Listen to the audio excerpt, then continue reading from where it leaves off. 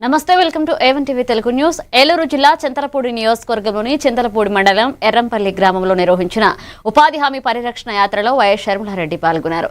ఈ సందర్భంగా ఆమె మాట్లాడుతూ ఉపాధి హామీ పథకం వైఎస్ఆర్ ఆశయాల నుంచి పుట్టిందని, గ్రామాల్లో కరువు వలసలను తగ్గించి పేదలకు భరోసా ఇచ్చిందని తెలిపారు.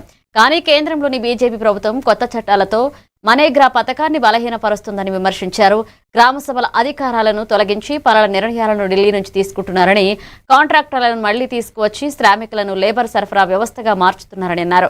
ఈ చట్టం వల్ల రాష్ట్రాలపై 40% నిధుల భారం పడుతుందని, అప్పుల్లో ఉన్న ఆంధ్రప్రదేశ్కి ఇది భారం అవుతుందని పేర్కొన్నారు.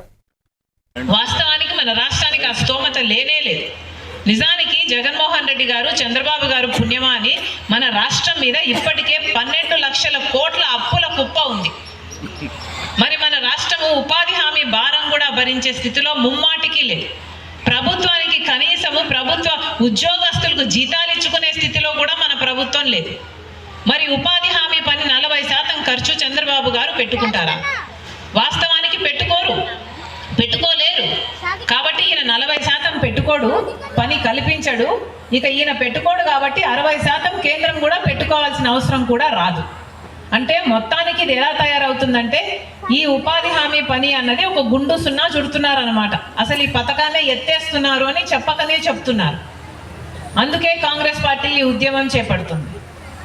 ఇంత అన్యాయం జరుగుతున్నా రాజశేఖర రెడ్డి గారు మన రాష్ట్రంలో ప్రారంభించిన ఈ ఉపాధి హామీ పనికి ఇంత తూట్లు పొడుస్తున్నా ఒక్క మాటైనా జగన్మోహన్ రెడ్డి గారు మాట్లాడుతున్నారేమో చూద్దాము అంటే